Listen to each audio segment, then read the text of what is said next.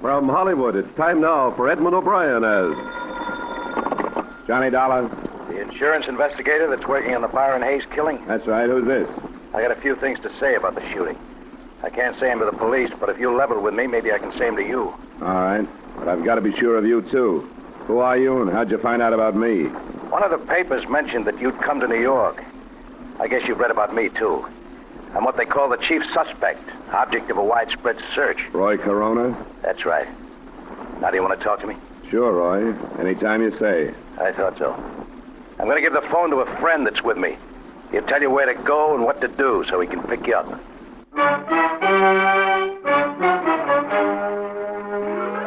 Edmund O'Brien in another adventure of the man with the action-packed expense account, America's fabulous freelance insurance investigator. Yours truly, Johnny Dollar.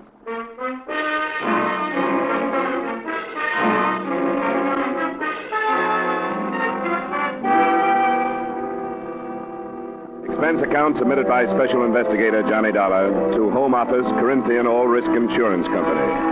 The following is an accounting of expenditures during my investigation of the Byron Hayes matter. Expense account item 1, $12, transportation from Hartford to New York. There wasn't much to be done that first day. The police had their theory on who had killed Hayes, and I hadn't had time to form mine.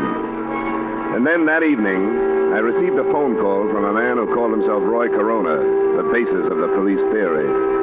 20 minutes later, according to instructions, I was standing on a 7th Avenue street corner holding a copy of Life magazine in front of my face so I'd be recognized.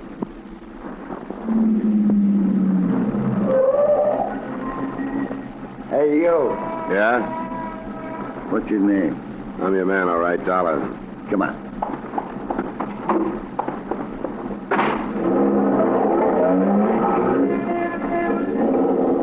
How are you, Dollar? All right. You didn't do anything I told you not to on the phone, did you? I told you I wouldn't do anything, didn't I? A lot of people make a lot of promises they don't keep. Maybe so. Well, I guess all I can do is either trust you or drive fast enough and far enough to shake a tail if I don't trust you. Or you can drop me if you don't want to go through with this. I didn't ask to come, you know. That's right. And I don't think you should have been asked. But it's Roy's neck, not mine. I'll just pretend there's a tail on me so I won't get out of practice.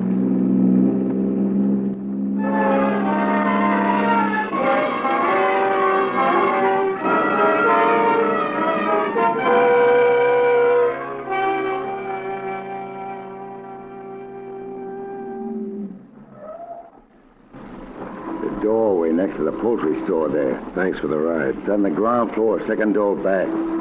Tell Roy I'll sit out here for a minute and then park the car. Sure. Tell him I'll be in a little while. Yeah.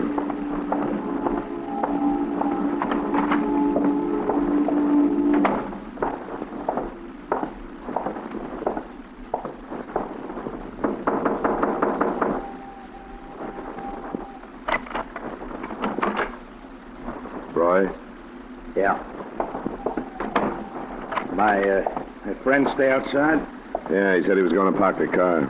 I'm not so sure I did the right thing calling you, but I guess they couldn't make things worse by doing it. I guess not, Roy. They want you real bad. Sure they do, because I'm a natural. Once you've been in prison, you're a natural for anything. There's more to it than that, isn't there? According to the papers, yeah, but not really. I didn't kill this Hayes guy. I didn't even know him. The police don't seem to think that's important. They figure that a guy who spends 2 years in a prison comes out to find his girl mixed up with a lot of men is going to get knocked off balance. Yeah, I guess that part of it's true. It did hit me pretty hard, but not hard enough to make me kill anybody. They think it did. Hayes was one of the men you lost your girl to, so they figure you wouldn't have to know him to kill him. That you were waiting outside her apartment when Hayes came out, you blasted him. Sure, they got it all worked out. The only thing wrong with it is that it ain't true.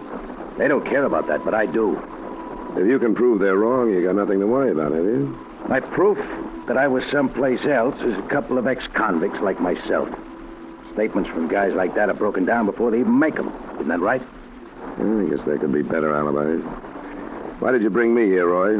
Try out your alibi on me or to tell me who killed Byron Hayes? I don't know who killed him. But it would help if you believed that the proof I was someplace else would stand up. If you have something else to back it up, let's assume that I do believe it. It's something the police won't find out.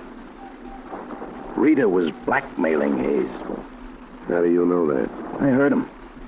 Right after I came out, when I was having a bad time over Rita. I was in the hallway one night, and I saw him go into her apartment. I listened to the door, and I heard him talking about it. That would make it pretty careless, wouldn't it? Oh, it was him that was talking so I could hear. He told her he couldn't afford to pay her anymore, but it had to stop. It wouldn't do you any good to make this up, Roy. I know that. And if she was taking him, she must be taking the others. A cop wouldn't get the truth out of anybody, but you might be able to check it if they'll trust you. All right. I'll look into it. What about the police? You gonna tell them? But I got it from you? Yeah. They'd either toss me into a cell or laugh me out of town if I did, unless you'd like to stick around and back me up. I don't think I will. I gave it in. By the time my friend gets you back to your hotel, I'll be out of here and hold up someplace else. Sure, Roy. I thought you would.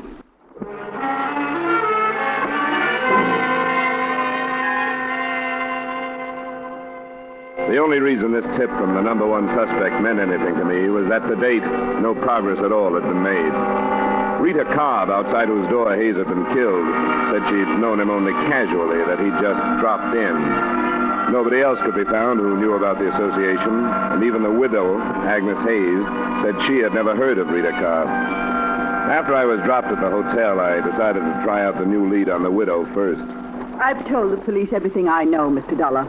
I'm afraid it wasn't very much, Mrs. Hayes, and I wondered if there might not be something you didn't tell them because you didn't want to. What do you mean? I'm not a policeman. There are no reporters around. Everything you say to me will be kept in confidence. Mrs. Hayes, didn't you really know that your husband was seeing Rita Cobb? If I'd thought he was, do you think I wouldn't have done something about it? You didn't suspect anything? No. Even now, I don't think he was seeing her, as you put it. Do you know why he would have dropped in to see her, as she said he did? No. I knew nothing about it.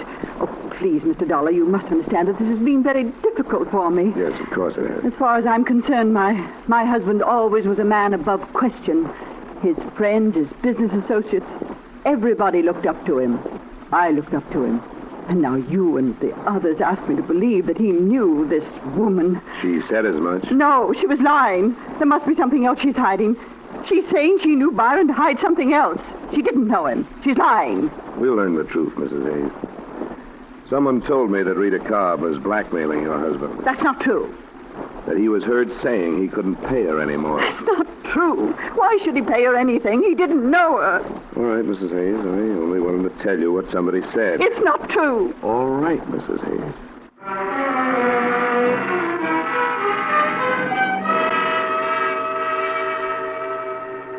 I thought a little more of Roy Corona's lead after I got the widow's reaction. Nobody can deny so vehemently and not be doubted. I wondered how the beautiful blonde in the case would take the bait.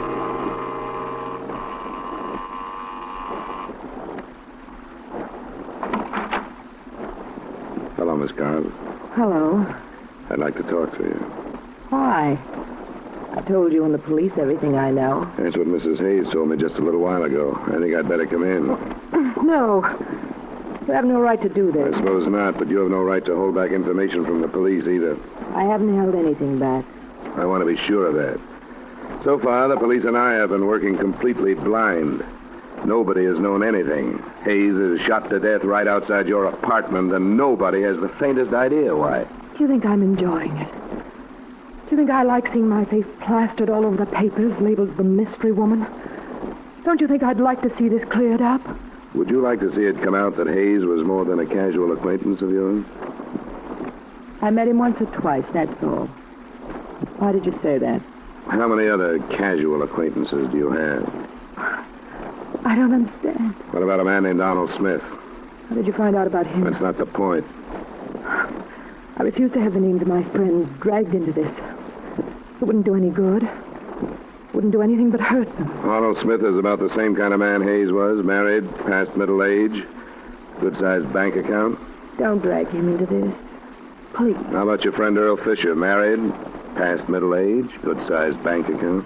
What did you learn about him? I've learned about 2 or 3 more of your men. The police know? Not yet. You gonna tell them? I may have to. I wish you wouldn't. I didn't mention them because I didn't think there was any reason to. None of them had anything to do with Byron. How did you know that? Why, because none of them knew about him. Because he was such a casual friend? No. I lied about that. But not to hide anything from the police. And why? I don't know. I was afraid to tell about him. I can see why. There are a lot of things that aren't being told about this. But it'll come out if everybody in town has to be dragged into it. Now think that over, Rita, in case you feel like coming clean.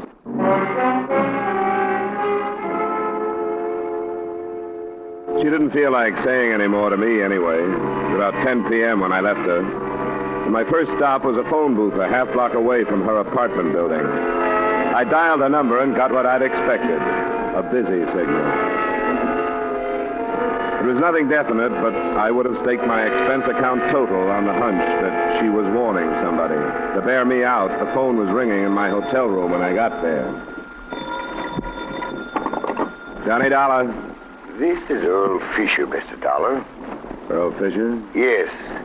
You mentioned my name to Rita Cobb a short time ago. Yeah? I had a feeling I should have talked to someone before this. That's right, you should have.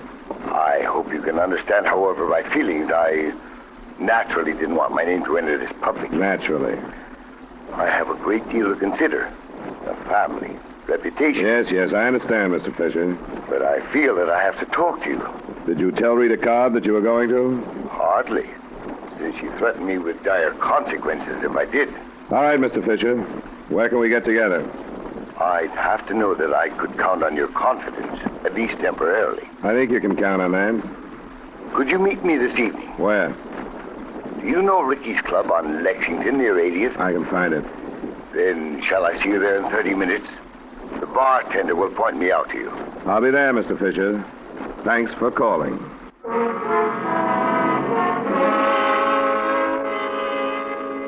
That was the first real result of the lead given to me by Roy Corona.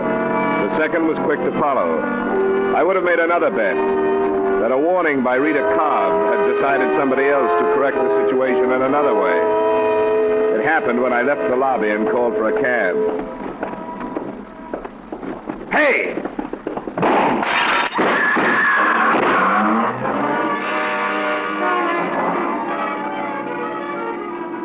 Shots came from a car, double parked. First, I saw the pistol come out of the window. Then I dropped, and from a prone position, I heard the rest. And I remember lying there.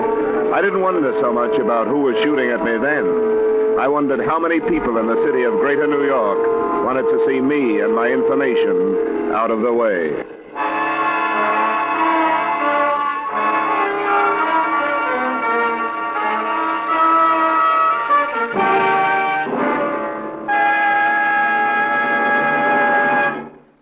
We will return you to the second act of yours truly, Johnny Dollar, in just a moment.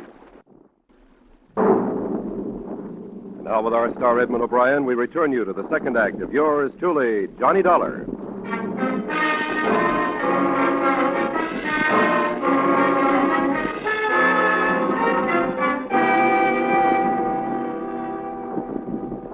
I didn't want to talk to the police right then, but I didn't have a chance not to.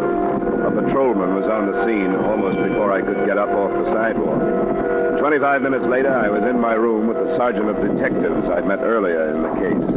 What's going on, Dollar? Who's out after you? I think I was mistaken for somebody else. Now, you know better than that. I've got witnesses that for 10 minutes a car was double parked in front of this hotel. And that time, 4 or 5 men came out of that lobby. But the minute you step out, they open fire. Now, that doesn't sound like a mistake, does it? It still could be. Are you holding out anything, Dollar? I don't know who shot at me, if that's what you mean. That's only part of what I mean. I don't want anybody killed working on one of my cases. Now, what have you dug up? If you don't give it to me, I'm going to put you under wraps for your own good. Okay, Mayor. Oh, then you do have something. Well, I didn't think much of it at first. It was a lead on Rita Cobb. What kind of a lead? On what might really have gone on between her and Hayes. Where'd it come from? I took it to the widow first. She still denied knowing her husband was acquainted with the Cobb woman, but she may have realized that by admitting it, she'd be giving herself a motive. That's not new. No, but the possibility of blackmail is. And she could have known about that, too. Blackmail? Where'd that come from? I can't tell you, but I think it's worth something. I have a list of names. Men who might be on the same spot that Hayes was. Got it written down? Yeah, right here. Where'd you get this dollar? Names, addresses, and occupation. I'm sorry, I can't tell you that. You're going to refuse to answer police questions? Just that one. I'm not trying to hog your case, Sergeant Middleton, or trying to be hard to get along with. But you've got to understand, you must have given your word to an informer somewhere along the line. All right, we'll let it pass for now. Thanks. And I guess you understand, too, that you're probably holding the names of some potential suicides if you break this publicly right now. And what about a potential killer? Do these men know you're onto them? I'm not sure how many. I tossed a couple of names at Rita, generalized the rest. Then one of them phoned me. When I was leaving the hotel, I was on my way to meet him. He probably baited you out onto the sidewalk. It could be. I couldn't tell where he was phoning from. Maybe right downstairs. Which one was he? This one, Earl Fisher. Married, family, fairly big gun on the stock exchange. Motive enough to make a try on you? No proof that he fired the shots, but I'd pick up Rita Cobb as a material witness or something. Somebody might think of putting her out of the way if they haven't already. No, not if they know you have their names. Well, I guess you're right. But I'll pick her up anyway. Let me get on the phone. Just try a check on Earl Fisher.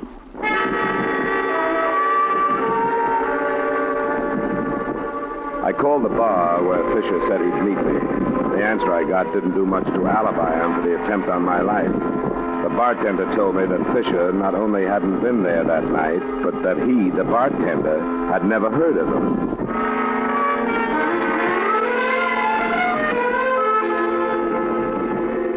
While Sergeant Middleton went out to pick up Rita Cobb, I hopped a cab, went back to the Hayes address to try the widow again. Is it absolutely necessary, Mr. Dollar? I'm so distraught. I'm afraid it is necessary, Mrs. Hayes. A number of things have happened since I left you. Very well. I hope you won't stay long. I'll try not to. Would you like to sit down? Yes, I think we'd better. All right. Come in here. I hope you'll forgive the appearance of the apartment. I haven't had the servant in. Might have been better if you had, rather than staying here alone. I couldn't face her.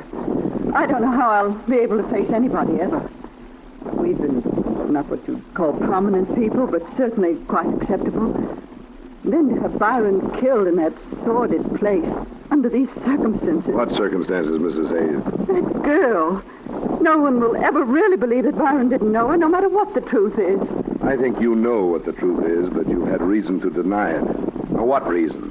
What are you trying to save? Save? What is there to save now? I can't think of anything except what's left of your pride, Mrs. Hayes, if you'll excuse my saying so. You're a cruel young man. I don't like to be, but sometimes it's worse to be too kind. You've taken advantage of the police and me by holding back the truth for purely selfish reasons. Mr. Dollar. You're less interested in seeing your husband's death cleared up than you are in what your neighbors will think of you when the truth does come out. And it has come out. Mr. Dollar. And you're in danger of having to answer impeding the investigation of the death of your own husband. Now, what will your neighbors think of that? Mr. Dollar, what are you saying? What do you mean? Rita Cobb admitted to me that your husband was more than a casual friend. She's lying. Another acceptable husband admitted to me that she was blackmailing him. There are others. So it's only logical to assume that she was blackmailing your husband. That's not true. How do you know? It can't be true. The state will spend a year looking into Mr. Hayes' money transactions if they have to. And there's something else. I'm convinced that you knew about it. I was convinced by the way you reacted when I told you earlier tonight. I'm so confused. When I told the police how you acted, their first thought was that possibly you'd killed your husband. Oh. Your motive would be that you knew about Rita Cobb, so naturally you wouldn't want to admit it. Oh, don't think that. They can't. My own husband, no matter what he did. Police minds go that way when people don't cooperate with them. I was wrong. I thought it didn't make any difference. I thought nothing did with Byron's death. You knew about Miss Cobb, didn't you? Miss Cobb. Yes, I knew about her. Why didn't you tell us? Don't know. And you knew about the blackmail. Yes. Oh, I know why I didn't tell you. I've been trying to spare myself, as you said, but for far worse reasons. I'm responsible for Byron's death. How, Mrs. Hayes? Because I was a righteous wife. It wasn't enough that I found out about her and her blackmail. But I wasn't big enough to forgive him or even think calmly. If I had been, it would have ended. Then there would have been no reason to consent to blackmail. You learned just recently, then? Yes. I made him go to this woman. I made him go and tell her that he was through and that he was going to report her to the police. That's why he was killed. I sent him. And I was afraid to admit my responsibility. He was killed night before last. You must have learned that day. A man came here. He said Byron knew that woman. I didn't believe him. But when I faced Byron, then I knew. This man, did he give you his name? No. What did he look like? Was he dark? Not quite as tall as I am? Yes. Oh, please go. I've told you. I've told you. Now I want you to go.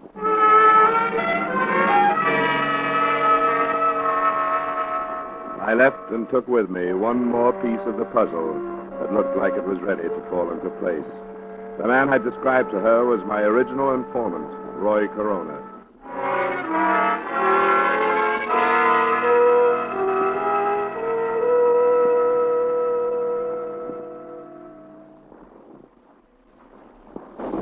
Now, this is serious, Dollar. You shouldn't have met with Roy Corona without telling us about it. I don't think your best squad car could have tailed the guy that drove me, Sergeant. After I met him, he moved someplace else, so it probably doesn't make any difference. Then what do you think his game is? The way I see it, he was in love with Rita Cobb. 2 years in prison, he comes out and finds her involved with these men. He did enough listening at doors to satisfy himself that she was blackmailing Hayes as far as I can go. He's hoping to frame her for it or whether talking. Well, you shouldn't have met him when doors coming up. There. What did you bring me down here for? You're a witness, but it looks like you're... What's downstairs? Some fast explaining, Rita. And Hayes. I told For you. blackmailing Hay. I found that out. It wasn't blackmail. I borrowed some money from Byron once in a while. That isn't what Roy Corona told Mrs. Hayes. Oh? I should have known. Well, I don't care what he told her. Go through just what happened the other night again. It's the same as before. Byron left, I heard some shots and ran out. Byron was lying there. You ran right out and didn't see anybody.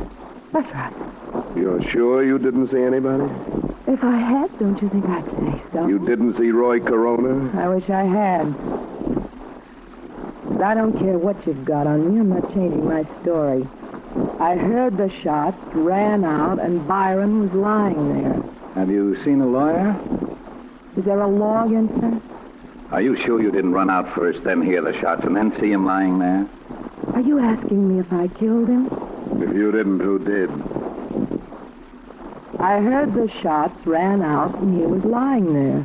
We've figured out a motive for you now. Byron's wife got after him, made him come down and tell you he was going to turn you in. Didn't he say that? Turn me in? For what? Byron and I were good friends. He dropped in. So you prove that's what he said. We've got pretty good proof that you were blackmailing 5 men at least. Oh, I don't think you'll find anybody who'll say that's what it was. Yeah. You had enough, Dollar. Well, I've had enough.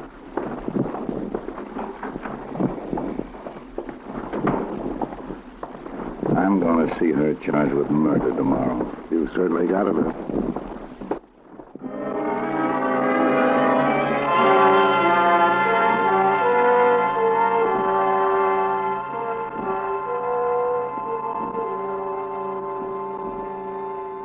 That's the way things stood that night, and until my hotel room phone rang in the morning. Johnny Dollar. Dollar, this is Roy Corona. Yeah, what do you want? I read in the morning paper they're charging Rita with murder. That's right. She didn't do it. I did. What are you talking about? What's the matter with you? Nothing's the matter with me. Only she didn't kill him, I did. I shouldn't have, but when I found out she was seeing him and she wouldn't see me, I went crazy. I saw him come out of her apartment and I killed him. I want you to come and get me. Nobody has to come and get you, Roy. Nobody's interested in you. If you want to make a statement, look up Sergeant Middleton and make one. I can't do it that way. Look, I'm where you first met me. Bring the sergeant and come out after me. Do it fast before I change my mind. Hello? Hello? After working half the night, it bothered Sergeant Middleton even more than it did me. But it was something that we thought we should look into. About 45 minutes later, we were knocking on the door of a dingy room next to the poultry shop. Who's that? Dollar? That's right, Roy. Well, you came too late. I told you I might change my mind. Well, I have. Oh, come on, Roy. Don't be ridiculous. No, I killed him. And if there's no chance of working out a life with Rita, you might just... Look, Roy, everything is just... Okay, Dollar, let him have it.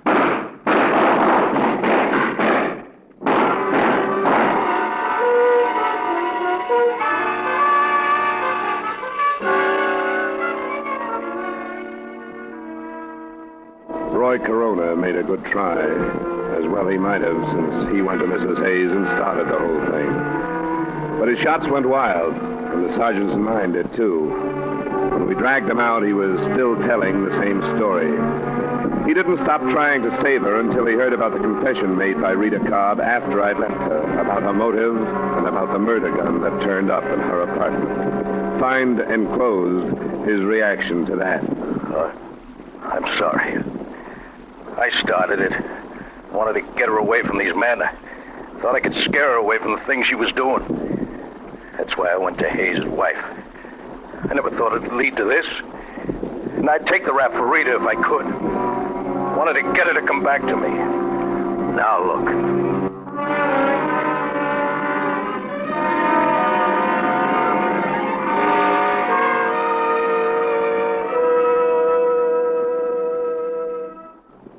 Expense account item 2, $140 miscellaneous expenses in New York. Item 3, same as item 1, transportation back to Hartford. Expense account total, $180.80. Remarks?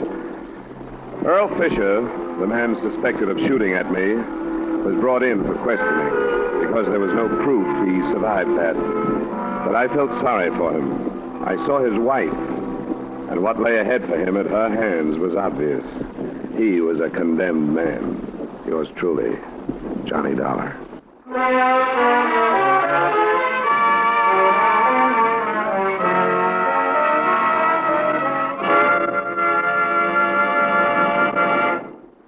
Yours truly, Johnny Dollar. It stars Edmund O'Brien in the title role and is written by Gil Dowd with music by Wilbur Hatch. Featured in tonight's cast were Jim Nusser, Lee Patrick, Gene Bates, Ed Begley, and Jack Moyles. Yours truly, Johnny Dollar, is produced and directed by Jaime Del Valle. This is Dick Cutting inviting you to join us next week at this time when Edmund O'Brien returns as Yours truly, Johnny Dollar.